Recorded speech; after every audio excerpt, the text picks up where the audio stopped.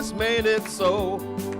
And if this truth falls on dead ears, I'll preach right on through my falling tears. Take time to put on my traveling shoes and say, Yahweh, send me where you want me to go.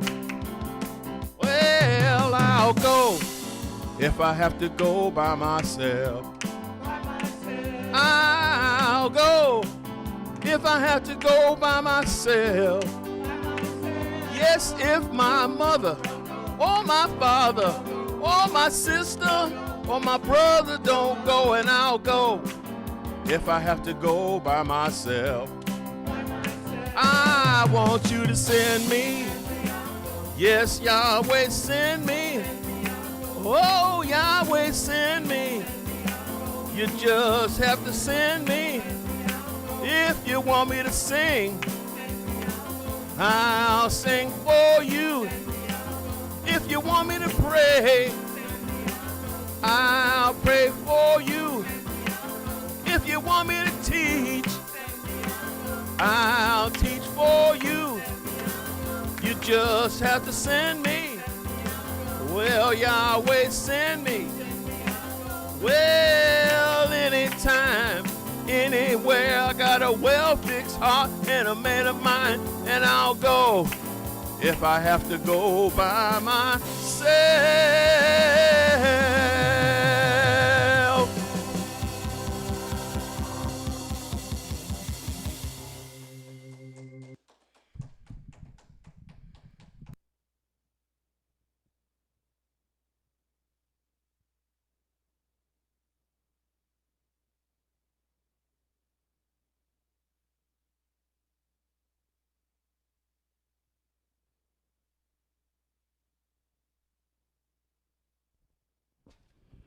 Good evening, class. What we'd like to try to do tonight is we're going to pick a chart. And you guys go ahead and pick whatever chart you want and just preach off it. And we'll start with the back of the room first and work our way to the front. Okay? Back right or left, doesn't matter.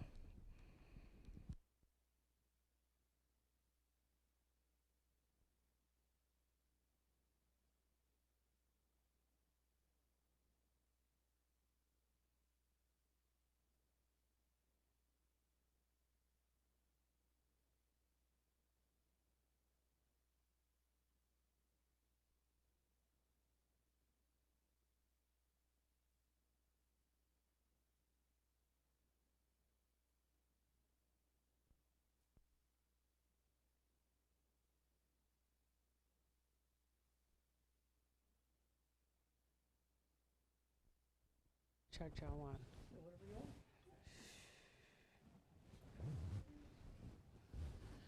Okay.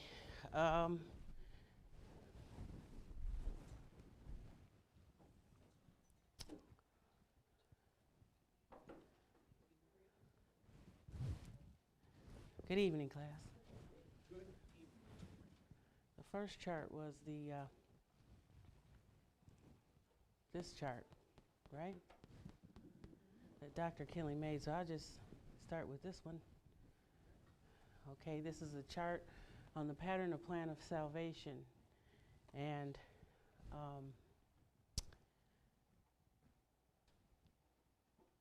we'll go over the death, burial, resurrection principles, maybe. We'll do it like that. And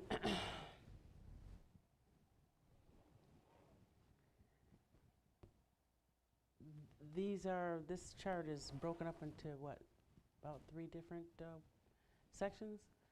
Up here we have Yahweh, who's the kingdom. This is the kingdom of Elohim. He's alone and by himself.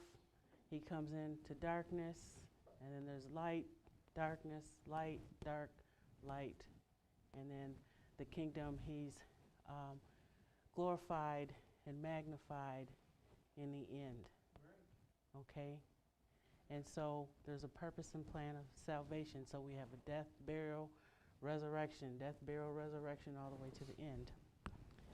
And all things are brought back into him. Okay. So the first plate is threefold, correlating to the kingdom of Elohim, or Yahweh Elohim, who is the archetype original pattern, and this is the physical pattern that goes along with that. And you can see in our pattern that in the court roundabout, I'm just going to start here for a minute, you have the death, principle of death, as you had that high priest that operated in the tabernacle, you see. And so everything's going to go according to the pattern, which is correlative to your outline, so to speak, and then the migratory pattern is the function, right? Okay. So let me go back to plate 1 on this chart, which is the transgression plate, how man transgressed, starting with Adam and Eve. And so if we go across here and we look at the most holy place portion, we can see that that's a type of heaven. So if we go over here and we look at what's going on in this first plate, this was what we call a downward operation because it shows forth they started off in a heavenly state, right? And they were given a commandment or a law not to eat of the tree that is in the midst of the garden, the tree of the knowledge of good and evil, okay? And so they disobeyed that, and so a death took place in their conscience where they once were communicating with Yahweh. That communication was cut off, okay? So a death took place, and that's in Genesis, the 2nd chapter, and 7th verse. Okay. Genesis 2 and 1. Try two and 1, and then drop it. These are the origins of the We heaven. need somebody operating this camera then. But go ahead. These are the origins of the heavens and of the earth when they were created, in the day that Yahweh Elohim made earth and the heavens. And every plant of the field before it was in the earth, and every herb of the field before it grew. For Yahweh Elohim had not caused it to rain upon the earth, and there was not a man to till the ground. But there went up a mist from the earth and watered the whole face of the ground. Can you drop down to 7, please? 7th verse. And a river went out of Eden to water the garden, and from thence it was parted and became into 4 heads. The name of the first is Pison, which compasseth the whole land of Havilah, where there is gold, and the gold of that land is good. There is bdellium and onyx stone, and the name of the second river is Gideon. The same is it that compasseth the whole land of Cush. And the name of the third river is Hiddekel. That is it which goeth toward the east of Assyria, and the fourth river is Euphrates. 12th verse. And Yahweh Elohim took the man and put him into the Garden of Eden to dress it and to keep it. And Yahweh Elohim commanded the man, saying, of every tree of the garden thou mayest freely eat. So you can freely eat of all the trees in the garden. Read. But the tree of knowledge of good and evil, thou shalt not eat of it, for in the day that you eatest thereof, thou shalt die the death. So in the day that ye eat thereof, ye shall die the death. Okay? So they're put in the garden, they're put in a heavenly type of state, you see. They're put in the garden. Read. And Yahweh Elohim said, it is not good that the man should be alone. So you see up here how Yahweh is alone. We talked about that. He starts off alone, goes through the death, burial, resurrection, through the ages and dispensations, and he's glorified in the end. This is the chart on the pattern plan of salvation. So go ahead. And I will make a help suitable for him. So he's going to make a help meet suitable for Adam, you see. A help suitable for Adam, okay? And out of the ground, Yahweh Elohim formed every beast of the field and every bird of the heavens, and brought them unto the man to see what he would call them. And whatsoever the man called every living creature, that was its name. So Adam named. He was You see the kingdom of Elohim. We're seeing a type of him being a king over his kingdom, so to speak. He is naming each animal. Adam is a type of Yahshua the Messiah. You see, go ahead. And the man gave names to all cattle, to the birds of the heavens, and to all the beasts of the field. But for the man there was not found a help suitable for him. So there was nothing suitable. There's all these animals and just Adam. Okay, read. And Yahweh Elohim caused a deep sleep to fall upon the man, and he slept, and he took the rib and the womb, and closed up the flesh instead thereof. And the rib and the womb which Yahweh Elohim had taken from the man made he a woman, and brought her unto the man. So he brought the woman out of the man after being in a deep sleep, you see, just like the creation comes out of Elohim, out of his side. He took that side, took it out of his side and created the creation. And oh, by the way, we are the bride. You see, the bride was in him at the beginning. Okay, read. 20th verse. And the man said, This is now bone of my bones, flesh of my flesh. She shall be called woman, because she was taken out of man. So the woman is called woman because the woman was taken out of the man, just like the creation was taken out of Elohim, who is the archetype original pattern of the universe. Read on, please. Therefore shall a man leave his father and his mother, and shall cleave unto his wife, and they shall be one flesh. So they're one flesh. Read. And they were both naked, and the man and his wife were not ashamed. So now they're naked and not ashamed of being naked, similar to how when a child grows up, you know, from childhood, from baby on up to gets about, I don't know, 4, 5, 6, I don't know. There's a time where that shame will show up, but most little kids run around naked. They're not ashamed. This is how they were. They were running around in heaven naked, and they were not ashamed. They were not paying attention to that. Read. Genesis 3:1. Now the serpent was more subtle than any beast of the field which Yahweh Elohim had made. Now we got another character. We've been introduced to Adam, who's a type of Yahweh Elohim, who the bride comes out of his side. And then we got another character up here in heaven. And this is a serpent that's more subtle than any beast of the field, which you'd have to go to Revelation, the 12th chapter, to find out what that serpent is all about, you see. Sure. Revelation 12:7. And there was war in heaven. So now we come to find out that Dr. Kinley taught from this chart originally to show the death, burial, and resurrection and the pattern and the plan of salvation, because you were in jeopardy. There was jeopardy. So you're in jeopardy because of this serpent who's more subtle than any beast of the field, okay? So we're going to look at the attributes of this serpent here. So when he preached this, the way that other charts came about, I believe this is the second chart. Actually, wasn't the 40 plate chart the first one? Bed sheet, and it was more like the Elohim chart. And when people had questions about, elementary chart, I'm sorry. And once he preached from this chart, there was more questions. Well, what happened before this? This is where we come to find out somebody's going to another chart, but I'm going to stick to this chart. But there is a angelic transgression that happened before this, so we come to find out later, right? And then, so this is the physical transgression. So there was a war in heaven, and it's where we're still talking about in heaven here. So there's a war in heaven before this time. Read. And there was war in heaven. Michael and his angels fought against the dragon, and the dragon fought and his angels, and prevailed not.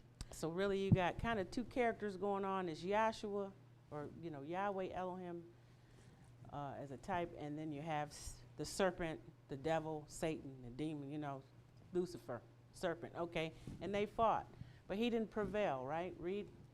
And prevailed not, neither was their place found any more in heaven. So there was no more place in heaven for Lucifer, right? because he was fighting against Yahweh and his people. You know, to make it simple, right? Read on. And the great dragon was cast out. So that the Lucifer, the great dragon, read. was cast out, that old serpent. So we're talking about the old serpent. You know, one who's a father of lies, when you ask them a question, they go this way. And you ask another question, they go that way. Just diverting, and, you know, he's just a sidewinder. You see what I'm saying? Read. And the great dragon was cast out, that old serpent called the devil and Satan, which deceiveth the whole world. So he's the devil and Satan and the demon Lucifer who deceiveth the whole world. He was cast out into the earth, So and now his angels. He's cast out into the earth. This is what happened before, right? He cast out into the earth, and his angels. And his angels were cast out with him. Mm-hmm. So now let's go back to Genesis and find out. We have to. That's a big clarification, you know, that we need to clarify right there, because in teaching and before understanding something about Yahweh, we thought there was a serpent. Anyway, I'm not going to go there. Just read. Genesis 3:1. Now the serpent was more subtle than any beast of the field which Yahweh Elohim had Now, we made. just read about how that serpent, the devil, the old dragon, was cast into the earth with his angels. Now he's back here in the garden, okay? Now the serpent is more subtle, like I said, lying, sidewinder, distractor, all that. You see, he's more subtle than any beast of the field which Yahweh had made. Now they're living in peace, eating from all the trees of the garden, just sitting back eating, and they're in heaven. You know, they're just eating. But there's the one tree they're not supposed to eat of, the tree of the knowledge of good and evil. So they had it good.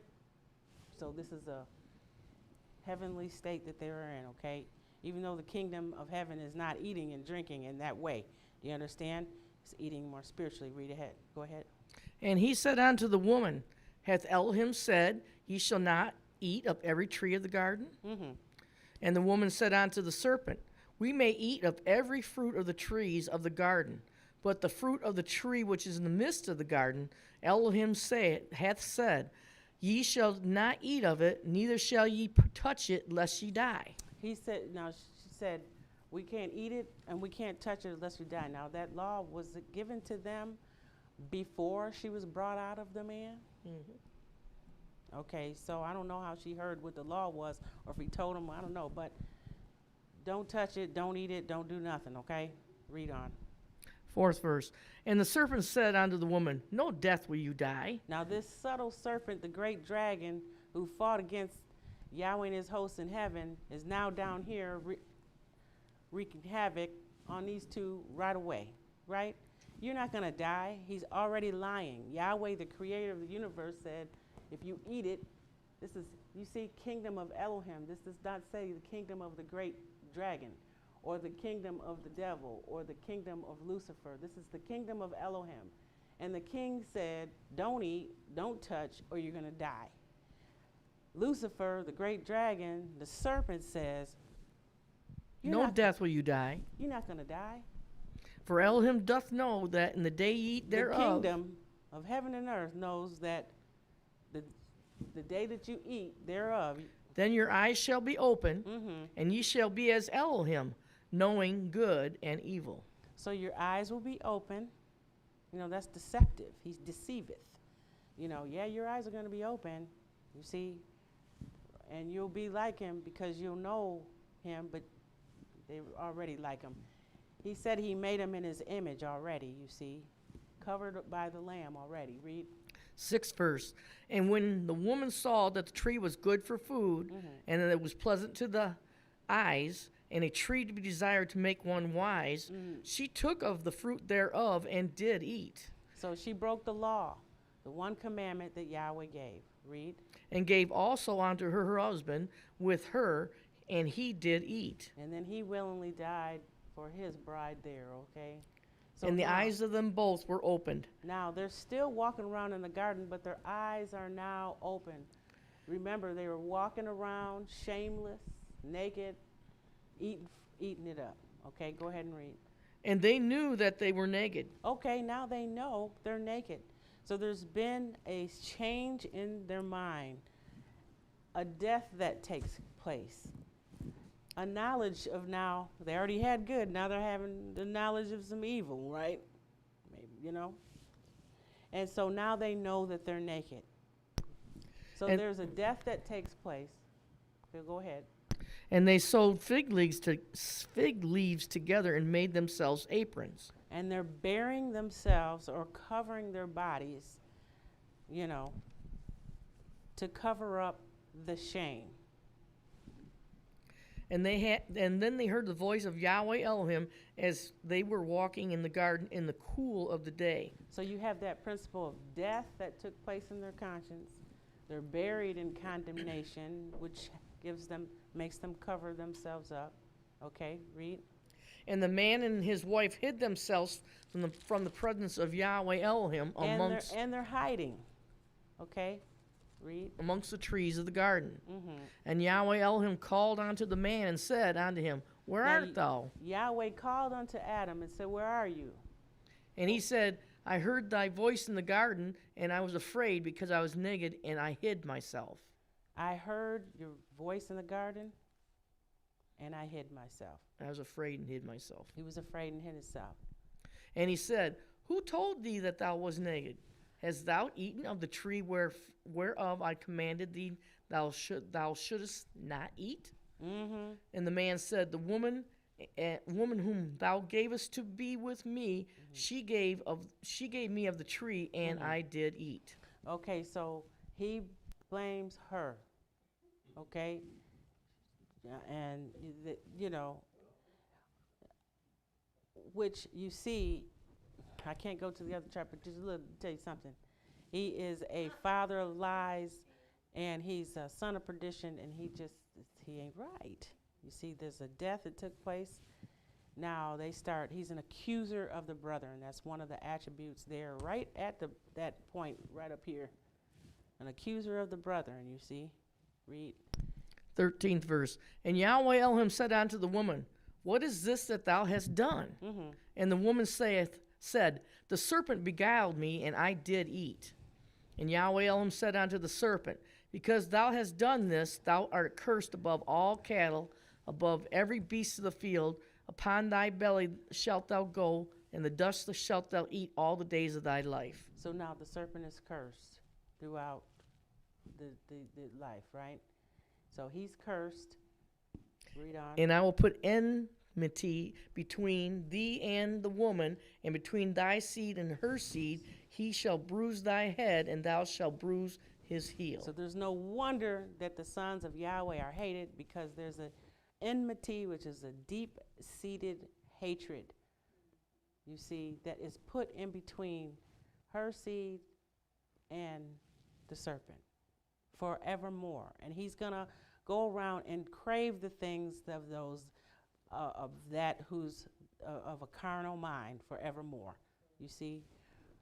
And we read in Romans what that carnal mind is and what the spiritual mind is. To be carnally minded is death. To be spiritually minded is life and peace. Now, they had life and peace, but they broke the law and spiritually died in their conscience. Now they're shamed, and now they're have to go about this. Death, burial, but there's going to be a resurrection, but go ahead and keep reading first. 16th verse. And unto the woman he said, I will greatly multiply thy pain and thy conception. In pain thou shalt bring forth children, and thy desire shall be to thy husband, and he shall rule over thee. So she's got to bear children, and now she's going to have pain. She's going to have to bear all these children, and she's going to be to her husband. She's going to be looking to her husband for everything, right? And unto Adam he said, Because thou hast hearkened unto the voice of thy wife, and hast eaten of the tree of which I commanded thee, saying, Thou shalt not eat of it, cursed is the ground for thy sake, in sorrow shalt thou eat of it all the days of thy life. So cursed is the ground, and you're going to eat of the ground all the rest of your days. Thorns and thistles shall bring forth to thee. Thou shalt eat the herb of the field.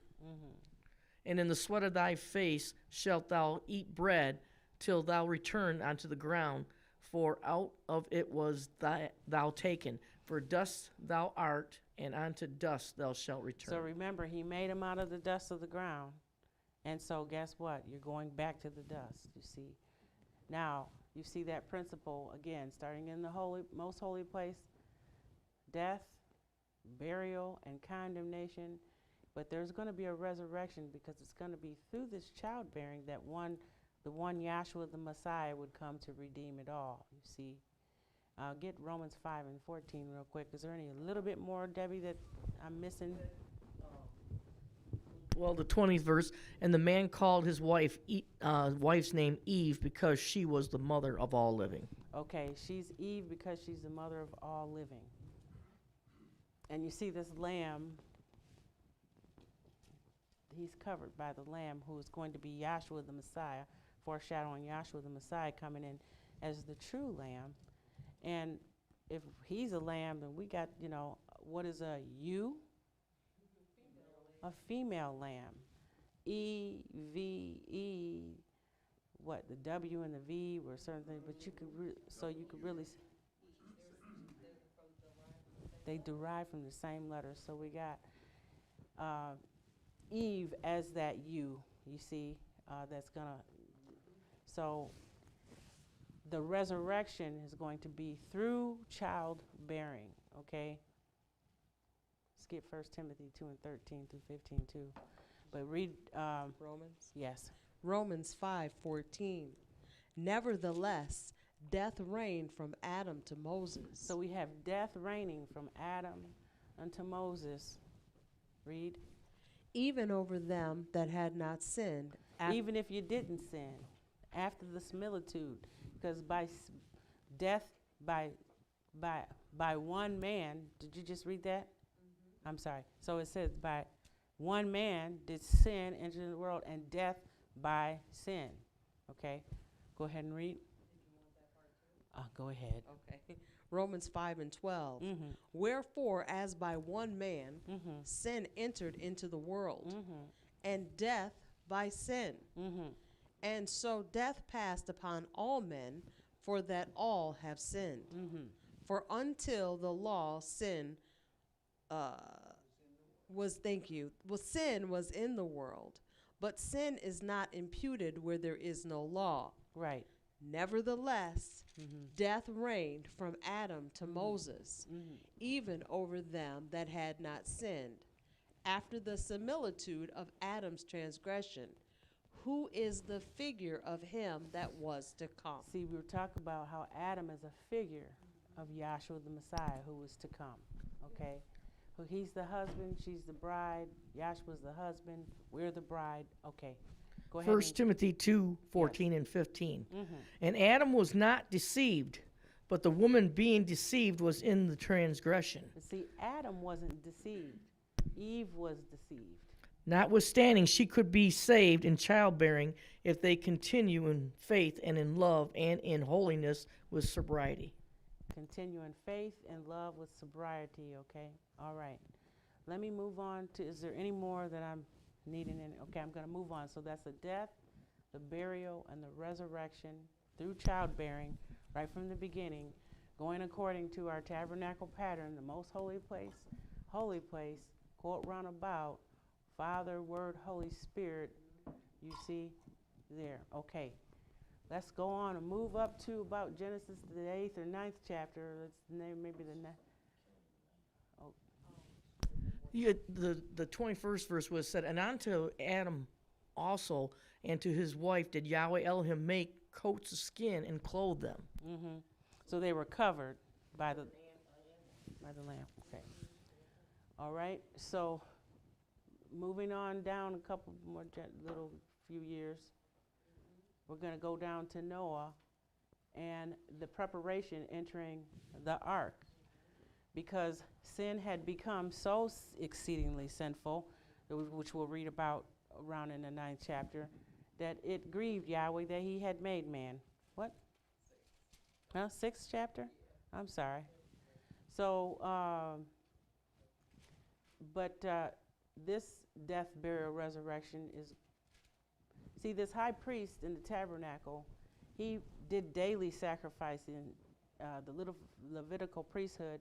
He went all up into the tabernacle daily, up and down, you see. Yahweh's, Elohim's coming out of heaven on down, you see, and he's going back up. So you have this constant moving upward and downward operation. Since he started off in heaven, the death started off in the most holy place. But here now they're on the earth, and the death is going to take place down here with us, okay? So Genesis 6 and 5. sure. And Yahweh saw that the wickedness of man was great in the earth, and that every intent of the thoughts of his heart was only evil continually. Okay. And it repented Yahweh that he had made man on earth, and it grieved him at his heart. And Yahweh said, I will destroy man whom I have created from the face of the earth, both man and beast, and the creeping things, and the birds of the heavens, for it repenteth me that I have made them. But Noah found grace in the eyes of Yahweh. Now Noah found grace in the eyes of Yahweh. Read. These are the generations of Noah. Noah was a just man and upright in his generations, and Noah walked with Elohim. And Noah begat 3 sons, Shem, Ham, and Japheth. The earth also was corrupt before Elohim, and the earth was filled with violence. And Elohim looked upon the earth, and behold, it was corrupt, for all flesh had corrupted his way upon the earth. Much like today, and there's a scripture that talks about in the coming of the Son of Man, as this will be the days of it, the ways it was in Noah's time. It's going to be the same thing. They'll be eating, and they'll be drinking, and they'll be marrying and giving in marriage until the day, I'm just messing it up. Okay? But these are those times, worse times than the times of Noah. And we're living in those days now, you see. Do you go ahead and get it.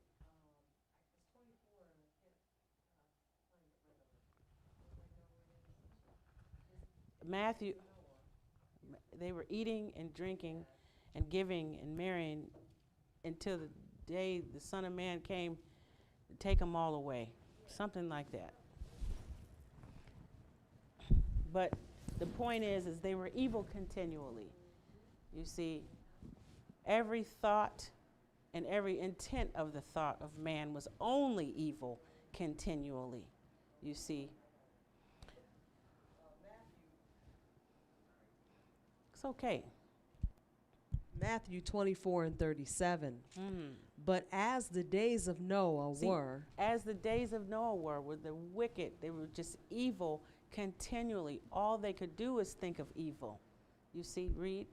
So shall also the coming of the Son of Man be. This is how the coming of the Son of Man shall be. It's going to be evil continually. All systems are on fail. Do you understand what I'm saying? Because guess what? It's the kingdom of Elohim. You see, all kingdoms must fail so that he can come and, well, he's here. That's what he could be revealed. Do you understand? To those who thought they could put their faith and trust in another kingdom. Do you understand? Because there's only one. Read on, please. 38. For in the days that were before the flood, they were eating and drinking, marrying and giving in marriage, until the day that Noah entered into the ark, and knew not until the flood came. And they knew not until the flood came. Read. And took them all away. And took them all away. So shall also the coming of the Son of Man be. That's the way the coming of the Son of Man shall be. So back here, they're eating and drinking, and they're just wicked. All right. So Yahweh does what? Just like he put him under a deep sleep, he gives him a vision, right? Noah, a vision to build the ark, which is also threefold according to the way the tabernacle pattern is, which is the most holy place, the holy place, and the court round about. The ark had an upper deck, a middle deck, and a lower deck with one light and one window. You see? Just as there was only one way through childbearing that they were going to have, there's one light. He doesn't leave us lifeless or without hope or without a way. In each and every situation, the light remains. You see? But go ahead. So he built an ark. He was commissioned to build an ark. Go ahead. And 13th verse, and Elohim said unto Noah, the end of all flesh is come before me, for the earth is filled with violence through them. And behold, I will destroy them with the earth. He's going to destroy them with the earth. Read. Make thee an ark of gopher wood.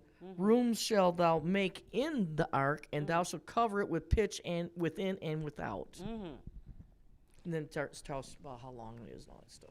Okay, so they have to make it, and so he ends up building this ark for 120 years, and people came and helped him and left off.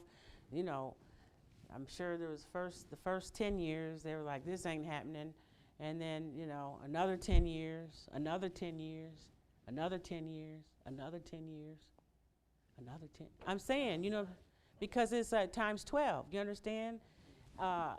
So this is a message to you to just hold on now. Because the day is coming, and it's not going to be rain this time. It's going to be fire. Do you understand what I'm saying? And you needs to be in the ark. So he preached for 120 years. It's going to rain, folks. You got to get in this ark. We believe you for the first 30 years. We believe you for the first 50. We believe you for the first 90. You understand? Okay, so death happened, all right? And that's according to your pattern, too, that, you got 20 here, and you got 12 tribes here, drop that 0, anyway. So what happened when they died? Yahweh shut the door. You see, then no man shut the door, but there were 8 that saved. Noah found grace in his sight, you see. But there was a death that took place. The wicked were warned. And when that rain came from the earth, you see, and from above, you see, and it just busted up, they didn't have time to be swimming towards the ark, to try to get in. Wasn't nobody beating on a door or trying to climb through the window. Do you understand what I'm saying? So, but the preaching of the gospel, the death was on the heads of the people. He got it off of them, and he found grace. So they died in the flood, you see. They were buried. The earth was inundated. But the ark resurrected after the flood, and there was a promise that the world would not be destroyed by water in that manner like that, you see again. So you have death, burial, and resurrection in the Noah preparation and entering the ark.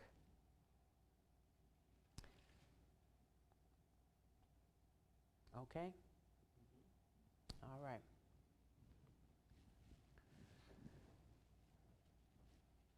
We're going to move on to the next plate, which is also threefold, Abraham and King Melchizedek.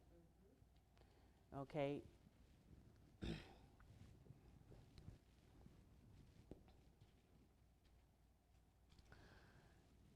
This is in the most holy place where this king, as a type of Yahweh, makes this promise to Abraham that his seed will go down into a land and they will come out and be they'll go down and be afflicted, but they'll come out with great substance, you see.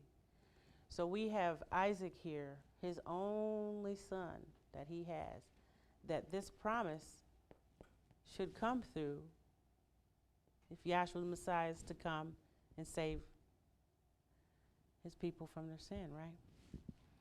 So Abraham is what? 100 and something by this time? 100 years old. And Sarah's 90. Didn't she? 90? How old was Sarah when she had Isaac?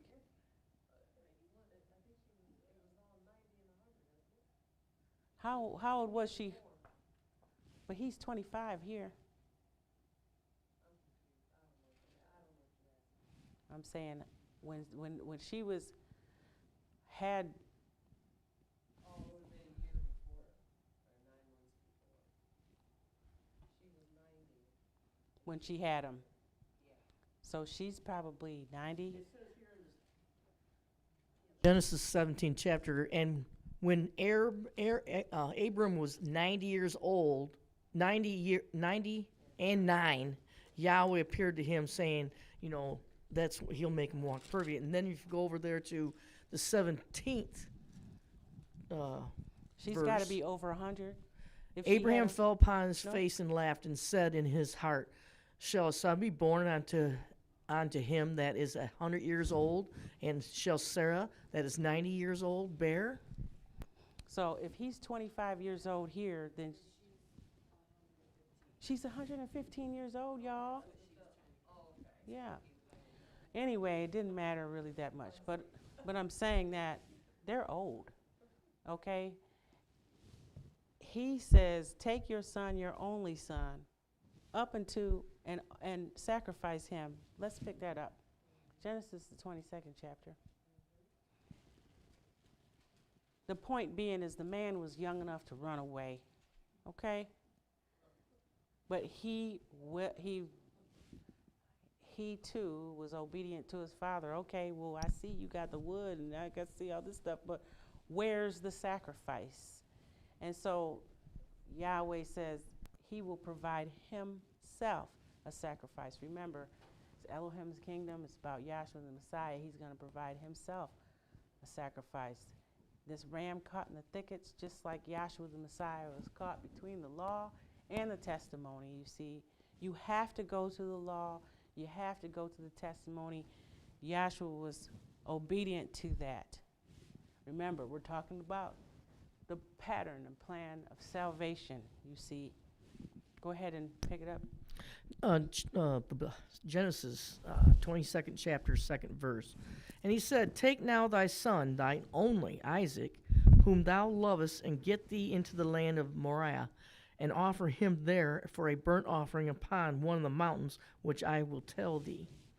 And Abraham rose up early in the morning, and saddled the ass, and took 2 of his young men with him, and Isaac his son, and clave the wood for the burnt offering, and rose up, and went unto the place of which Elohim had told him. And then on the 3rd day Abraham lifted up his eyes, and saw the place afar off. Okay, so it was him and two others. So it's like the high priest and the 2 low priests, you see. And he took them up there to be sacrificed. Read.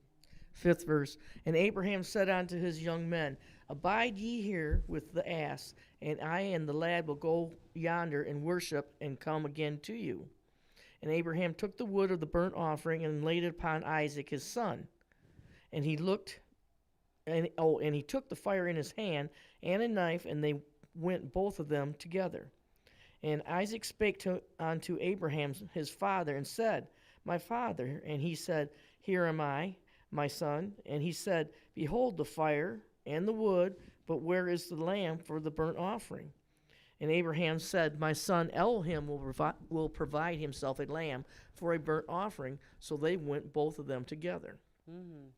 And they came to the place which Elohim had told him of, and Abraham built an altar there, and laid the wood in order, and bound Isaac his son, and laid him upon the altar of wood. So he bound him and laid him on the wood, you see, just like this illustration is depicting. Read. And Abraham stretched forth his hand, and took the knife to slay his son.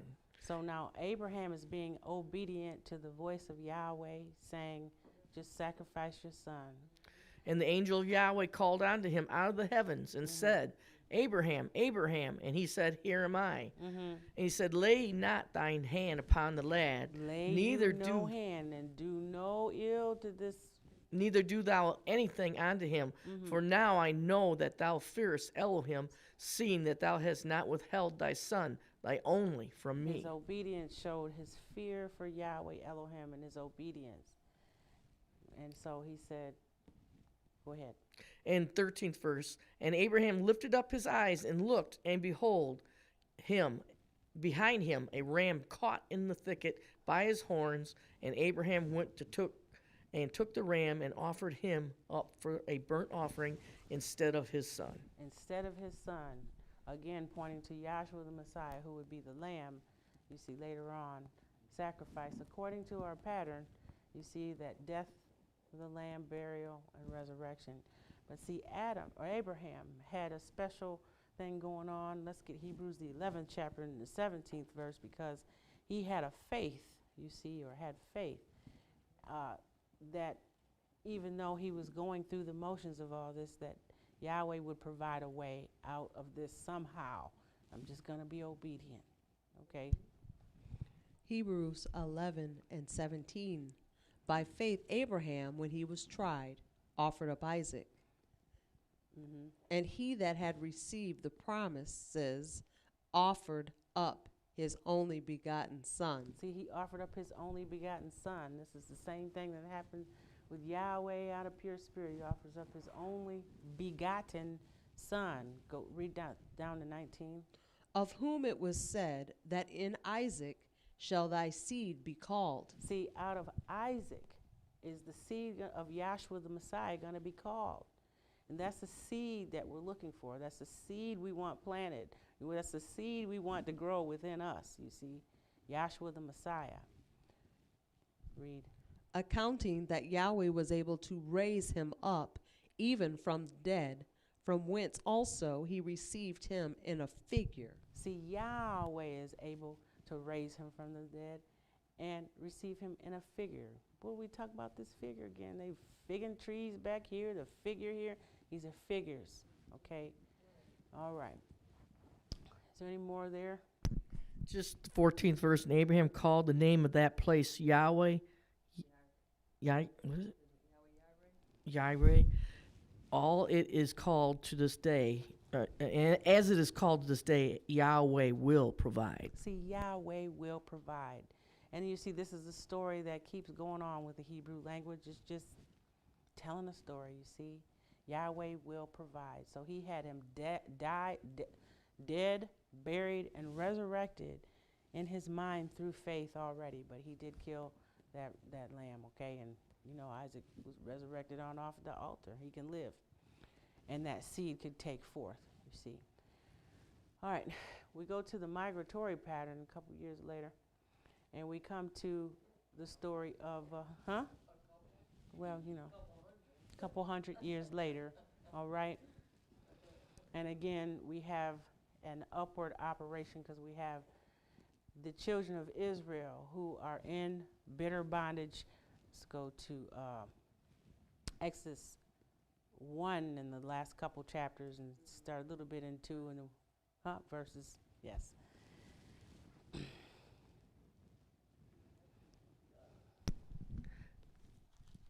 Now there arose up a new king over Egypt who knew not Joseph. And he said unto the people, Behold, the people of the children of Israel are more and mightier than we. So we have Abraham, Isaac, and Jacob.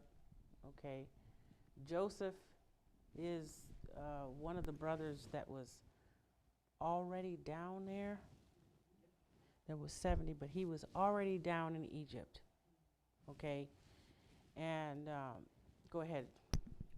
Come on, let us deal wisely with them, lest they multiply, and it come to pass that when there was a falling or falleth away.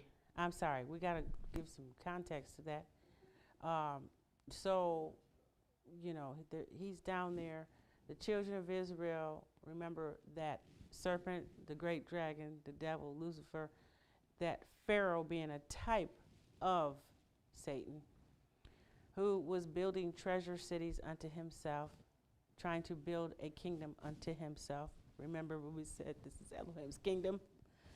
Not Satan's, but he's making it his kingdom, right?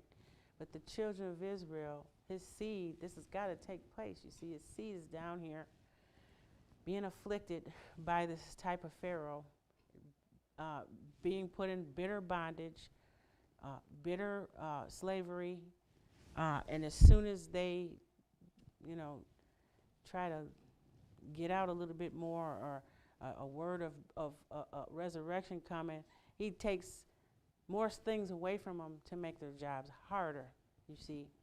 So they're under bitter bondage. That's the scripture that I kind of wanted to get at the end of the first chapter of Exodus. Well, yeah, there. Go ahead and read then. The Go ahead. 22nd verse. Okay. And Pharaoh charged all the people, saying, every son that is born ye shall cast into the river, and every daughter shall be saved. So why did he say that?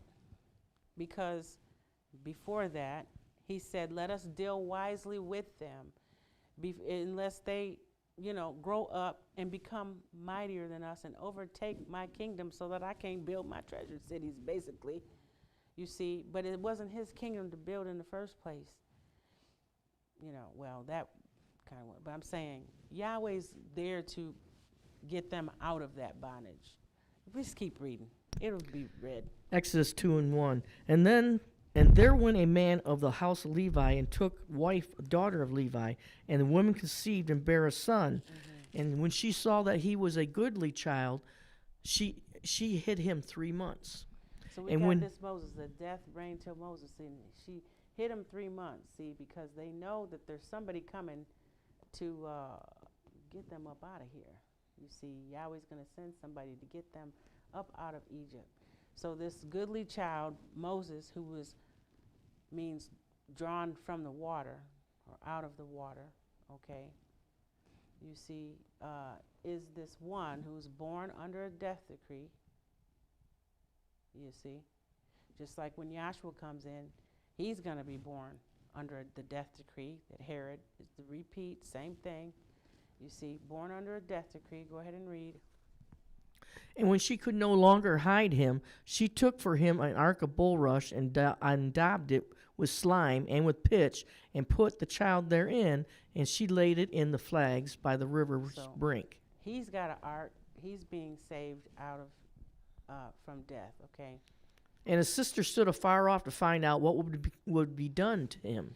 Okay, so there's going to be a series of death, burial, resurrections that happen here that lead up to the Moses going down, and 10 devastating plagues are going to be put upon them, and the 10th plague being death, okay?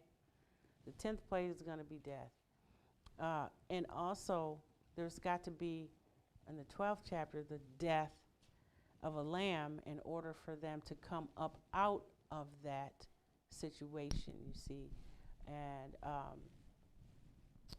so I'm going to focus more on the blood or the death of the lamb, you see, because that's what we're talking about. Exodus 12:1. Okay. And Yahweh spake unto Moses and Aaron in the land of Egypt, saying, this month shall be unto the beginning of months. It shall be the first month of the year to you. Speak ye unto all the congregation of Israel, saying, in the 10th day of this month they shall take to them every man a lamb, according to the house of their fathers, a lamb for an house. Mm-hmm. And if the household be too little for the lamb, let him and his house take it according to the number of souls. Mm-hmm. Every man according to his eating shall make your count for the lamb. So you see how he's covered by the lamb, and all these sacrifices going on, and now they have to do this lamb. Kill the lamb in order to avoid this death angel. They have to put the blood of the lamb on the inside of their houses, on the upper doorposts, the 2 side posts, and strike it. Just like this is all pointing to Yahshua. He's going to get struck. We'll get to that. You see, 4 points of blood according to our tabernacle pattern. You see, this is the operation. This is the function. So we have in our tabernacle again the brazen altar of sin offering. You see where the blood of the sacrifice went there, where this high priest officiated on all the time, and washed the sacrifice in water, and he's anointed by the holy anointed oil. So now back here in Egypt, they've got this 4 points of blood on the inside of their door where they have to eat the lamb, eat all of it. It cannot remain into the morning, you see. Read on. 5th verse, your lamb shall be without blemish, a male of the first Can't year. have a spot, a male of the first year. This is all showing Yahshua the Messiah and how Yahweh Elohim operates. He's the Alpha, the Omega, you see, The first, the last. Read. Ye shall take it out from the sheep or from the goats, and ye shall keep it up until the 14th day of the same month. And the whole assembly of the congregation of Israel shall kill it between the 2 evenings. Now the whole assembly of the congregation must kill this lamb back here. Read. And they shall take of the blood and strike it on the 2 side posts, on the upper door posts of the houses wherein they shall eat it. They shall eat the flesh in the night, roast with fire and unleavened bread, and with bitter herbs shall they eat it. So it's roast with fire. It's bread that hasn't risen, because Yahshua hasn't risen yet. This is before his death, burial, resurrection. And they have to eat it with bitter herbs. You see? Eaten out of it raw. Don't eat it raw. Nor boiled at all with water. Don't boil it. You see, it has to be roast with fire. But roast with fire. Okay. His head and his legs and with his inwards thereof. And ye shall let nothing of it remain until the morning, and that which remaineth of it until the morning ye shall burn with fire. It has to be completely consumed. You see?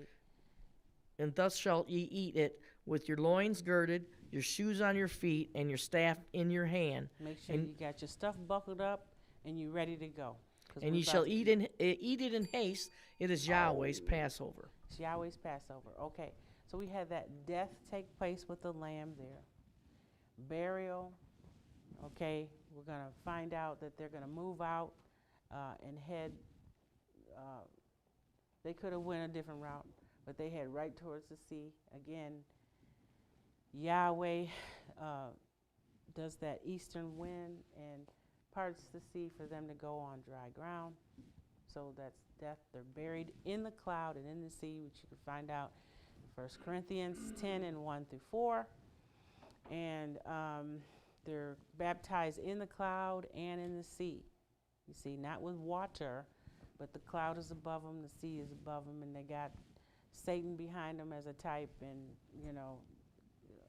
so Yahweh makes a way for them to go on through this. Okay, so that's death, burial, and they resurrect on up into the wilderness of Sinai, according to the pattern: death, burial, resurrection, and that high priest had to be anointed before he could go and officiate into the holy place.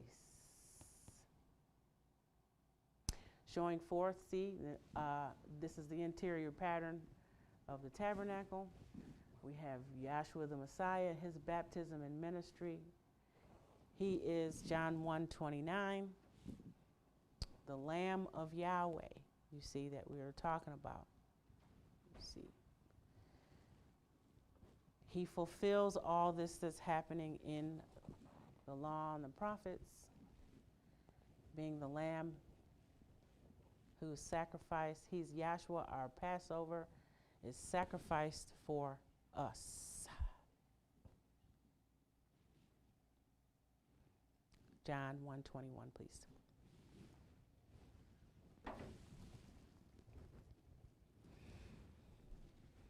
John 1 and 21. You sure you don't want 29? But 29. 29. Yeah, 129. The next day John seeth Yahshua coming unto him, and saith, Behold, the Lamb of Yahweh, which taketh away the sins of the world. So, Sin of the world. Man. Okay. Because Behold, the Lamb of Yahweh, which by- taketh away the because sin by of the world. one man, sin entered into the world, and death by sin. And by one man is that sin going to be taken away, you see? All right? So, Yahshua the Messiah comes in, and he dies. He's buried. This is in fulfillment. And he resurrects. Okay? So this is all the same thing going on. And we could get Isaiah, like the precept upon precept, but I'm going to yield the floor because I should have went faster. I'm sorry. Through the chart. All right. Hallelujah.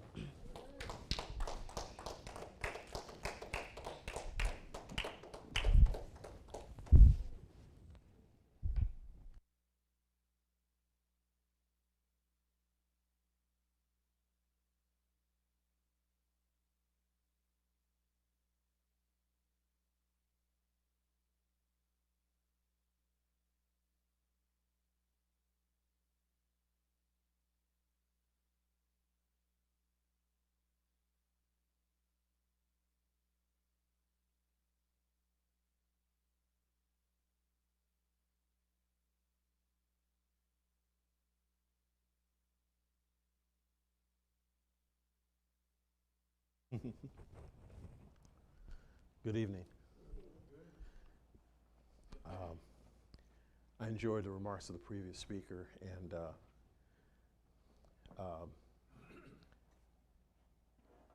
it just Yahweh will overturn and overturn, and the repetition of these things, because if you didn't grow up in class, you've had 10, 20, 30 years in here because you had 10, 20, 30 years learning the wrong things. So it's going to take you some time to get right by learning the things of Yahshua Messiah and his purpose, pattern, and plan. So what I was hoping to do, I'm going to try this. This is a little different because we hadn't done charts before. So I want to use man made in the image of Elohim by the pattern of the tabernacle. Me personally, I love patterns and plans and things like that. It's like that's my nature.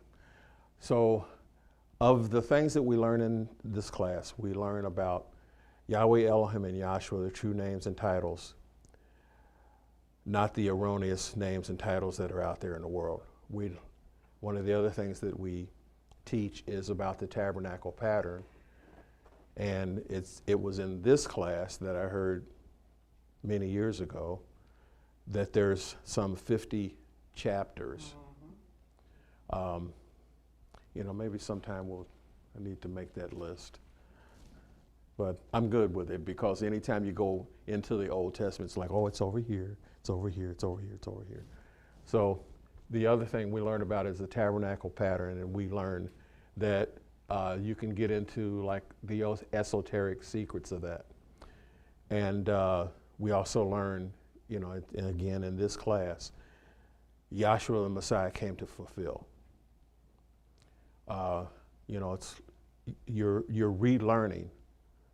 What is it called? Relearning or getting yourself re-educated. I've had a number of classes throughout my life where I've had to been retrained and re-educated on something that I thought was the way to go, and I was wrong.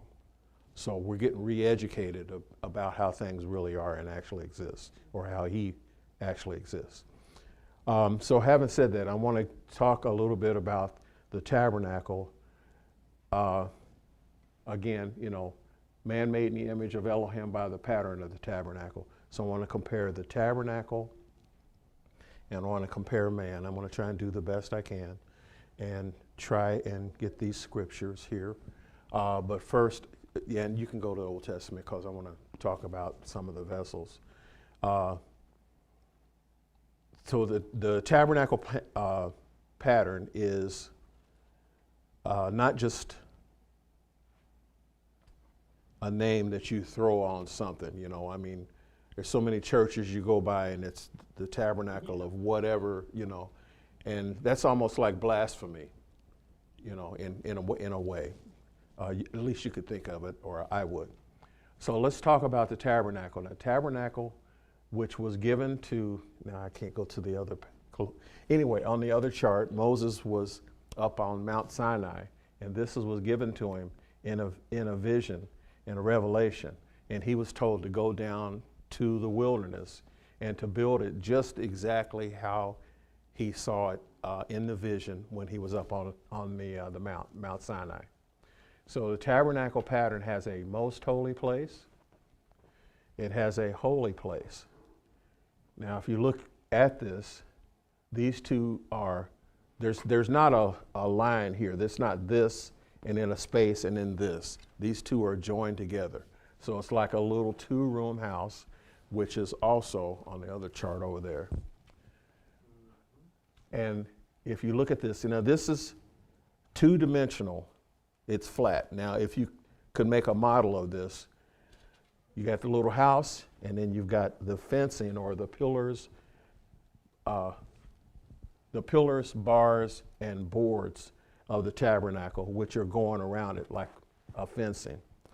So if we could, I want to talk about that because as I was sitting there thinking if I was going to talk about a chart, the comparisons that we can learn in class, basically one thing it will teach you or help you to understand about Yahshua. And there's, well, let's get that, the 206 bones.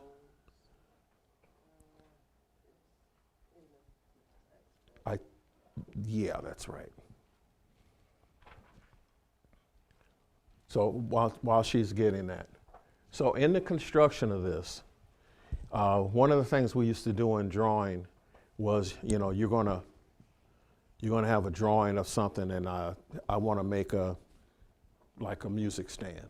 So if I'm gonna make a music stand, it's gonna have a base. It's gonna have the part that goes upright that holds this shelf. So that's 3 parts. So in drawing, you're going to have somewhere on that drawing or on another page, you're going to have what's called a parts list. And the parts list is going to say you need 1 each of those 3 items. That's just like people putting presents together at those other times of the year. 8 screws and 3 washers and all of this kind. It's a parts list. So the parts list for this says, you still don't have it? Okay. I know the number's 206, and I want to move on, but I don't want to move on just yet. But again, something I learned in this class, and I didn't go to medical school. Yeah, I didn't go to medical school, and it's like I didn't want to really learn it, but then when I learned it, I'm like, oh, that's kind of cool, really. And it's showing that our bodies are like the tabernacle pattern. The tabernacle pattern is like our body. So each one is showing something about each other. A correlation, as we have talked about in the past, correlation. If you get it, it brings about a revelation. You're like, oh, yeah, I didn't know that. So whenever we get that scripture, or in Elohim. We got Exodus 25:8. Okay. And let them make me a sanctuary that I may dwell among them. Okay. According to all that I showed thee, after the pattern of the tabernacle, and after the pattern of all the instruments thereof, even so shall you make it. And they shall make an ark of shittim wood, 2 cubits and a half in length thereof, and a cubit and a half breadth thereof, and a cubit and a half the height thereof. And just keep going. That's with that. And that was for which vessel? That's talking about the ark. Oh, that was talking about the ark. So since you said that, there's 3 things that man was told to make. He was told to make the ark, which provided safety for Noah and his family. He was also told to make this tabernacle pattern. And Solomon's temple went by that tabernacle pattern. Now, there's 3. Now, it might be called a little something different with each item, but the basics is it's 3. It's 3-fold, which is the tabernacle pattern. Most holy place, and a court that goes round about. Are we getting close? Okay. So before you start reading there, the other thing about this class, we have classes across the United States and certain countries and around the world. We've had side classes, and we've had people in cottage classes, which is basically a class in somebody's home, for the same amount of time that we're having a physical class here. And then there's other people that are meeting online. So we're learning of these things, so that that you might get a correlation or a revelation about the things that are being taught and discussed. Also, we use the Bible, and King James. There's a Holy Name Bible that's written. So we use all these things. We use a dictionary. Nowadays, we can use the internet and all of those other forms the internet takes, just to try and get the right story. Not something false and not something a lie, because we just talked about the father of lies, and, he'll lie to you quicker than a minute, so, yeah.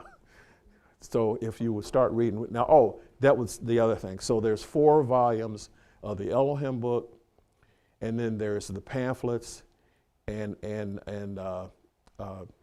transcripts of Dr. Kinley from when he was walking the earth plane, and the things that he said in the classes that he taught.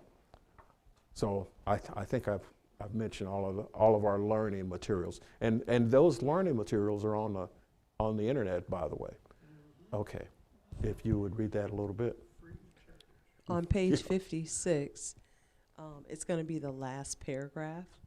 So 56, volume 3. Volume 3, Elohim Okay. book, the archetype, and it's going to be underneath a diagram. Mm-hmm. Knowing that Messiah tarried in the flesh 33 years, we shall let this 33 represent him. So when we add the 24 representing the elders and the 33 representing the lamb, we get 57, which must be added to the total of 149 supporting structures of the tabernacle. And this gives us a grand total of 206, which is the number of bones or supporting structures in a man's physical body, which is the temple of Elohim, 1 Corinthians 6:19 through 20. Okay. If you'd give those numbers again and just add them up on your calculator. I don't have my phone up here. So, and just that quick. So, yeah. So, yeah, just do that. Okay, we're starting with his age. His age, and the 24 was the 24 elders. And then we're adding supporting structures. So we're talking about the supporting structures for the tabernacle. And the total is? 206. Okay. The winner is? Okay. So it's interesting how the 206 pillars, bars, and boards correlates to your body. There's long bones, there's flat bones, and short bones. Again, I didn't go to medical school, and I learned that here, So your long bones would be here in the leg. Let's see, the short bones would be the tarsals, I know that much, in your feet and in your hands. Long bones in the arm, and flat bones, well, it kind of doesn't show it because the chest is cut back, so flat bones on the ribs, correct? And the skull, yeah, thank you. So again, how is that? What?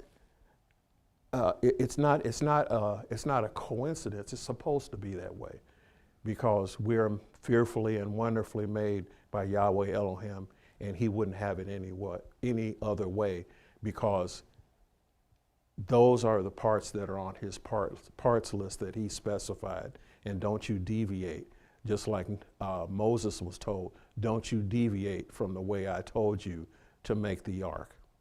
Okay. Was there more in the, oh, you're doing both. Okay. Okay. Okay. So 206 pillars, bars, and boards. Now, if you go into Exodus, where there's the sockets, the sockets, the pillars. There's one other item. When they're talking about making the fencing. Whoops. And I'm going to try and talk about the organs here.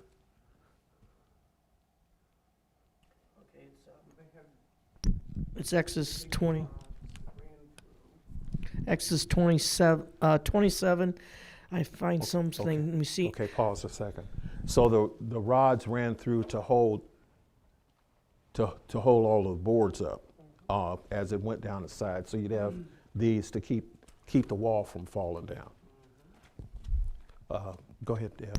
Well, 27:10, and the 20 pillars thereof and their 20 sockets shall be of brass. The hooks of the pillars and their fillets shall be of silver. And likewise for the north side, in the length there shall be hangings of 100 cubits long, and its 20 pillars and their 20 sockets of brass. The hooks of the pillars and their fillets of silver. Fillets. Yeah. And then we've got Exodus 26 also in Yeah, but 21. Before you get that, now, again, all that boring stuff that's back there in the Old Testament and the Exodus, that's your parts list. You need 20 of this, you need 20 of this, and you need this, and you need this. All of that is just like the instructions that nobody reads when they're putting something together. That's your parts list, so you make sure that it's right. If you go ahead and read that. Exodus 26 and 1. Mm-hmm. And their 40 sockets of silver, More sockets. 2 sockets under one board, and 2 sockets under another board. Okay, so then you'd have this, and then you'd have a board going vertical, and then there'd be something, a mount, some sort of a mount, like if you had the feet on a table or on a bed. You'd have to have something to hold those legs up, and then something to hold it to keep it from shimmying and moving around. So that'd be that rod that Dr. Welsh talked about. Okay, was there more? 22, and for the sides of the tabernacle westward, thou shalt make 6 boards. Okay, east, west, north, south, or I can't go to the other chart. East, west, north, south. Yeah, that's what I thought. Because in my GPS when I'm driving, I always have north to the top, and then west is over here. You know, when I'm driving, so I always keep the north to that. Okay. Okay. Yeah. Oh, okay. Go ahead.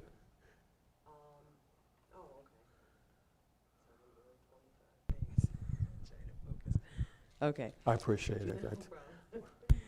23, and 2 boards shalt thou make for the corners of the tabernacle in the 2 sides. Okay, so 2 boards, you know, kind of holding each other up in the corners. Mm-hmm. And then it was, how many across there just before that? It was 6? Oh, 40 sockets of silver. I thought you said 6 boards across the back, across the west side.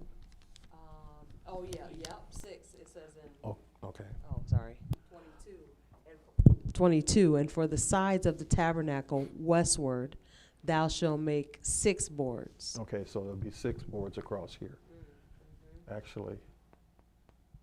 I don't know if that fits. Well, it says 8, but it's just so that you can have an image, right, so that you can picture the tabernacle. Yeah. Okay. 22, so I'll read that again. Mm-hmm. And for the sides of the tabernacle westward, mm-hmm, thou shalt make 6 boards, mm-hmm, and 2 boards shalt thou make for the corners of the tabernacle in the 2 sides. mm-hmm. Yeah. Oh. Yeah. Well. Yeah, but I'm trying to be obedient and stay here. and it's hard because I do want to move. I do. So I guess this is a good assignment. You go stand right there, and then the camera person can take a break. Oh boy. Okay. Okay. Do we move into the vessels from there, or? Well, let me do this. So, tabernacle pattern. So the bone structure of a man represents had to step back a little bit, represents the pillars, bars, and boards in the tabernacle. So here's the bone structure, cutaway of man. And here's, again, the tabernacle. So we'll take the cutaway, and we're going to dissect it a little bit. Again, I ain't go to med school. But if you remove the head, or head cavity, or anyway, the head region, cranial cavity, you know, if you remove that, dissect it, here you've got your head. Continue to dissect. Let's take the arms and let's take the legs off. We're not going to use those right now. We're dissecting. We're going to take the chest region above the diaphragm up to the neck. We're going to come over here. Oh, and I should have said the head area is going to be the most holy place. We're going to do the chest region. It's going to be the holy place. What we got left? No arms, no legs, no head cavity, no chest cavity. What we got left? We have the abdominal region. So we're going to take that region, and then we're going to come over here. So we've got intestines, we've got the bladder, we've got the kidneys, we've got the suprarenal glands. So all of that is down here in the court roundabout. This court roundabout, this is where in boxing they sucker punch you and you're out if you get hit right, because it's not protected. You have your ribs up here around the chest area. Let's see. So I'm going to take. So I talked about the 206 pillars, bars, and boards of the tabernacle over here, and you have 206 bones in the man. So, and then I think that's in the textbook also about what bones are where, or did we just do that? Well, anyway, I'll state that again. So you have flat bones like in the skull and here on your shoulder blades. You have long bones like in your arms and in your legs. And then the short bones like in the metatarsals in your fingers and in your toes or your feet. And there's until it's found, I'm going to say we got X amount of each type of those three types. Because I don't remember how many of each we had. Do we have that? How many of each type of the bones?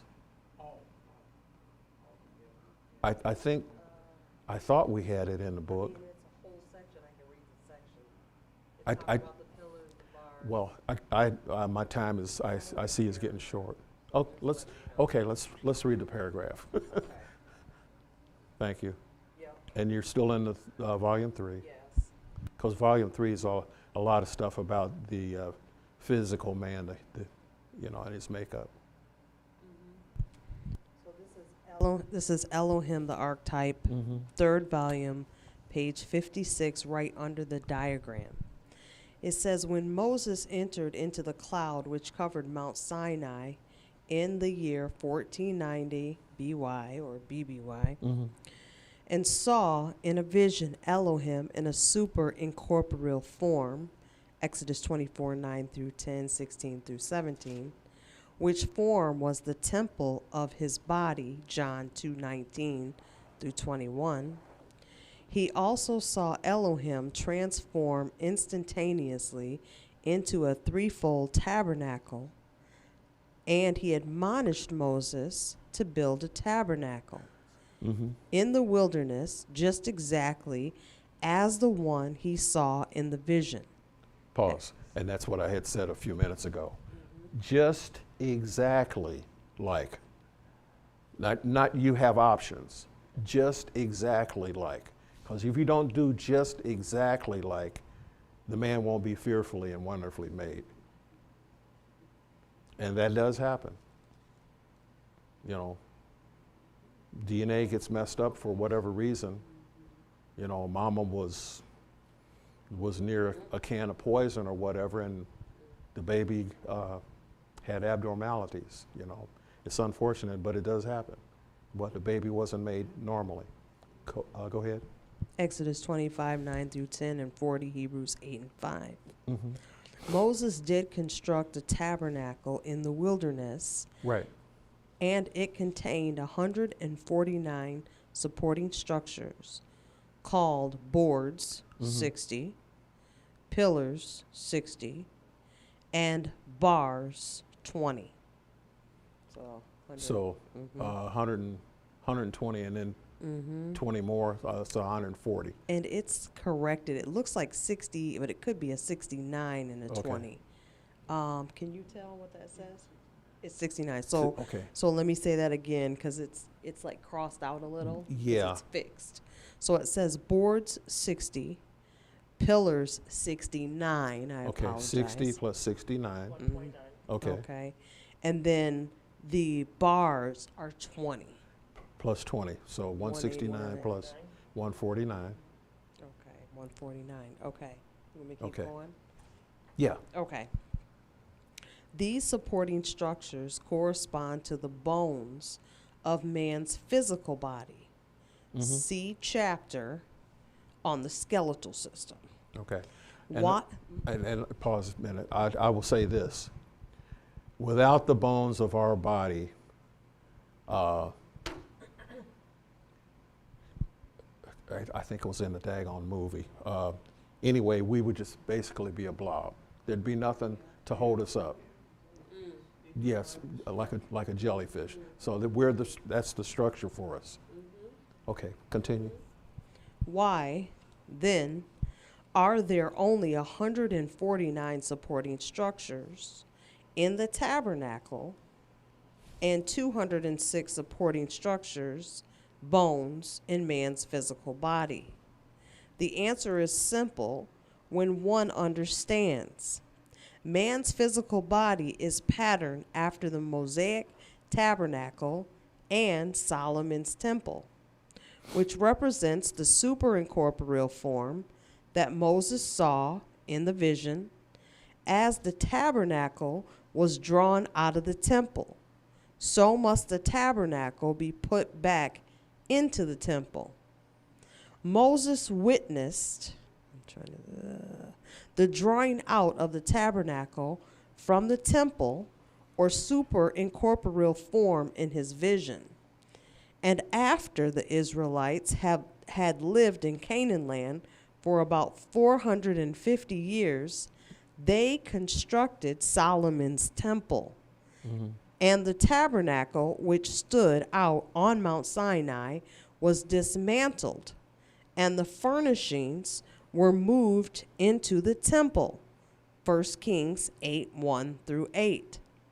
Since the temple of Solomon represents the superincorporeal form of Elohim, we can deduce what makes up the temple of Elohim by knowing the purpose of Yahweh.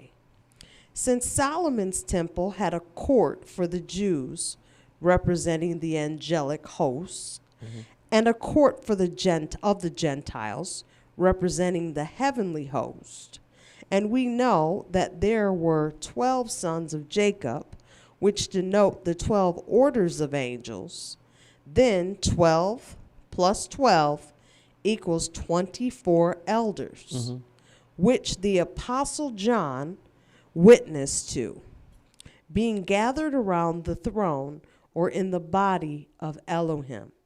Revelation 4 and 4. Likewise, the Apostle Paul states that the purpose of Yahweh is to gather all that are in heaven, the angelic host, and all that are in the earth, the earthly host, into one body, the temple of Elohim. Ephesians 1, 9 through 10.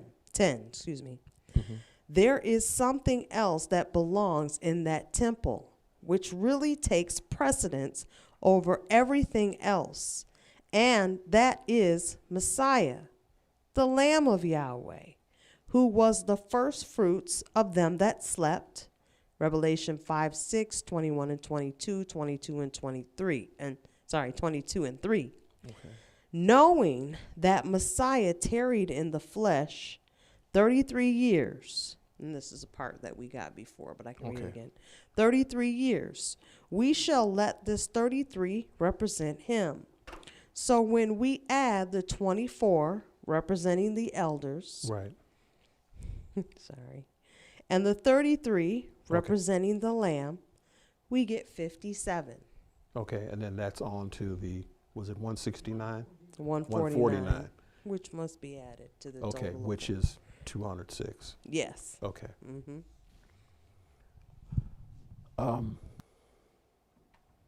Dang, I had something else I wanted to say.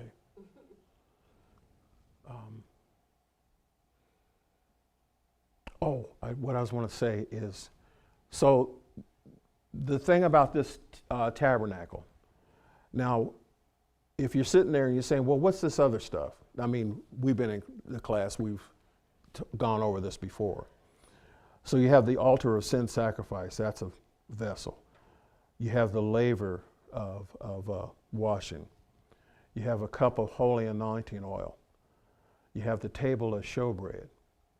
You have the 7-branch lampstand. You have the altar of incense. And then you have, no, sorry. Then you have the Ark of the Covenant. Now, you have these vessels, and everybody and his brother knows that gold is something to be desired, a precious material. So all of these vessels, from the holy place to the most holy place, are precious. These down here are polished up and they look like gold. So you have bronze or brass, well, not equal value. They're precious, but this is a higher value. And we were talking there a minute ago about how the vessels of the tabernacle, because if you think about this was nothing more than just a tent in the wilderness. Or you could actually say, let's bring it on down here today. So you have a homeless person. They have their items in their tent. And they, all of a sudden, they are gifted a mansion. They're going to take their items, their precious items, they're going to take them with them, and they're going to put them in the mansion. So that's the goal of that, of this. This is an example of going from the tabernacle going to the temple. Thank you. It's a precious thing, and Yahshua Messiah is wanting to gather his sons. You know, all of these. I don't want to say gifts. He wants to gather all of the members or the pieces or the items into himself, and the temple itself is more magnified and it's in glory or glorious than this tabernacle, because how many years that they had? They were 40 years in the wilderness. And if you look at, I mean, I'm not down on it. I mean, it's unfortunate that we have folks out there now, and basically, they've been living in tents for how long, and if you're 40 years in your tent, your Boy Scout tent or your pup tent or whatever it is, it's going to get raggedy, And if you should, for whatever reason, be gifted a mansion, that's a glorious thing. So we're trying to go and get that glorious thing. And I don't know. That's just the numbers and the correlation between the tabernacle and the body of man, and just the structure and the bone structure holding us up, and how that correlates to the temple, and how these pieces. I just, as I was up here, I'm like, I remember in high school dissecting. Dissecting the frog. Now, I don't remember exactly. I remember the cutting open part, but I mean, if you dissect a man, you know, and then this is what you get, and you start working with this, and then you come back later with the other pieces, the arms and with the legs. That's just a simple biology class, dissection. That was a part of it, you know. Might have been one class or multiple classes, but it's going to teach you something. I guess is the bottom line. So like I said, I'm not an MD. I didn't go to school to be an MD. That we have other folks that have done that. So this is a little something I'd learned and I can share with you, and hopefully somebody got something out of that. I did. So hallelujah. Okay. Okay.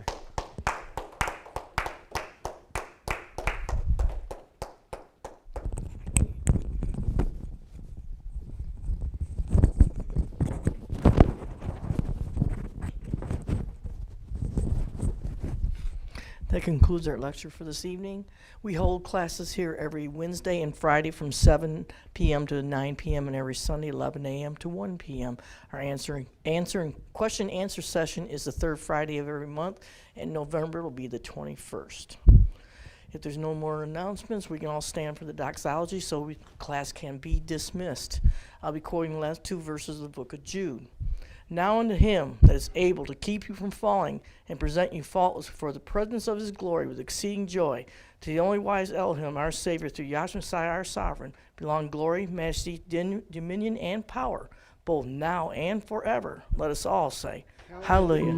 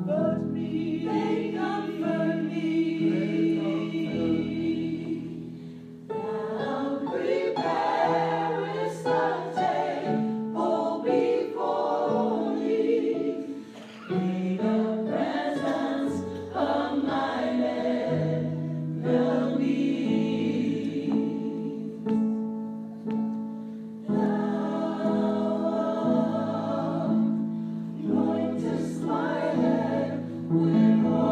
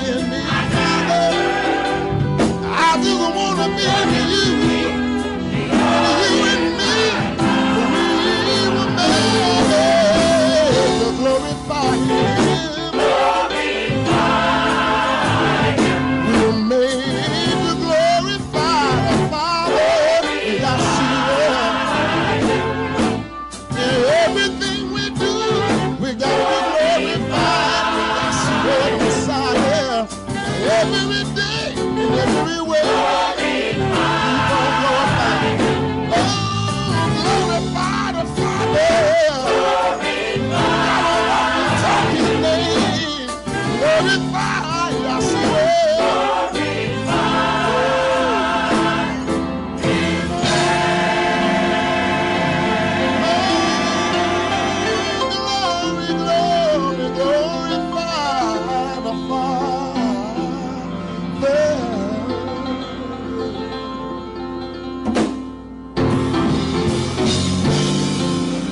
Everything we do, everything we say, we got to keep on glorifying Yahshua in every